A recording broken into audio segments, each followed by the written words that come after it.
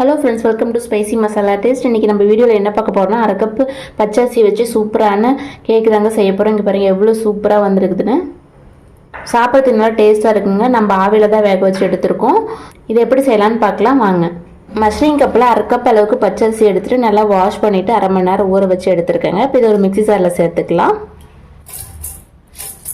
Mixie ஜாரில் சேர்த்தாச்சுங்க. நம்ம எந்த கப்பில் எடுத்தோமோ அதே கப்பில் ஒரு கப் அளவுக்கு நாட்டு சக்கரை எடுத்துருக்கேங்க. அதை சேர்த்துக்கலாம். அதே கப்பில் ஒரு கப் அளவுக்கு தேங்காய் துருவல் சேர்த்துக்கலாங்க. ஒரு கப் பச்சரிசி, ஒரு கப் நாட்டு சக்கரை, ஒரு கப் தேங்காய் துருவலுங்க, அவ்வளோதான். இது கூட 2-3 ஏலக்காய் சேர்த்துக்கலாங்க. ஒரு கப் அளவுக்கு தண்ணி சேர்த்துட்டு நல்லா நைஸாக அரைச்சி எடுத்துக்கலாம். இங்கே பாருங்கள், நல்லா நைஸாக அரைச்சிட்டு ஒரு பவுலில் வந்து சேர்த்துருக்கேங்க. தோசை மாவு பதத்தை விட நல்லா கொஞ்சம் லூஸாக இருக்கணுங்க. அப்போ தான் நல்லா சாஃப்டாக கிடைக்கும். இன்னும் கொஞ்சம் தண்ணி சேர்த்துக்கலாங்க. இங்கே பாருங்கள், இந்த மாதிரி லூஸாக இருக்கணுங்க. ஒரு பிஞ்ச் அளவுக்கு உப்பு சேர்த்துக்கலாங்க. 2 பிஞ்ச் அளவுக்கு பேக்கிங் பவுடர் சேர்த்துக்கலாங்க. இங்கே பாருங்கள், நல்லா கலந்து விட்டாச்சுங்க. இப்போ இது ஒரு பக்கம் இருக்கட்டும். 2 ஸ்பூன் அளவுக்கு நான் நெய் சேர்த்துட்டு அது தேங்காய் சின்னதாக கட் பண்ணி நல்லா பொன்னிறமாக வர வரைக்கும் வறுத்து வச்சுருக்கேங்க. மாவில் வந்து சேர்த்துக்கலாங்க. கலந்து விட்டுக்கலாம்.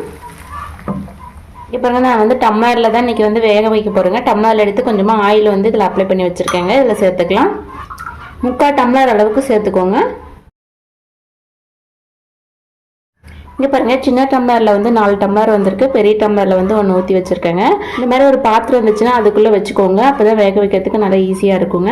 இங்கே பாருங்கள், ஒரு குக்கரில் வந்து கொஞ்சமாக தண்ணி ஊற்றிட்டு அது மேலே ஒரு ஸ்டாண்டு போட்டு தட்டு வச்சுருக்காங்க. இதை வச்சுக்கலாங்க. குக்கர் மூடி போட்டு மூடிட்டு 20 to 25 நிமிஷம் வேக வச்சு எடுத்துக்கலாங்க. அடுப்பு வந்து மிதமான தீயில வச்சுக்கோங்க.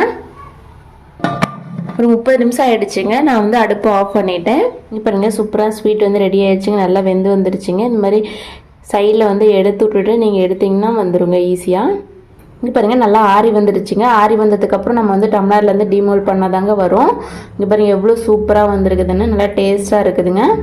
இதே மாதிரி நீங்களும் வீட்டில் ட்ரை பண்ணி பார்த்துட்டு உங்களோட ஃபீட்பேக் வந்து மறக்காமல் கமெண்ட் பண்ணுங்கள். எங்களோட சேனல் பிடிச்சிருந்தா சப்ஸ்கிரைப் பண்ணி பக்கத்தில் பெல் ஐக்கன் கிளிக் பண்ணுங்கள். தேங்க்யூ, தேங்க்ஸ் ஃபார் வாட்சிங்.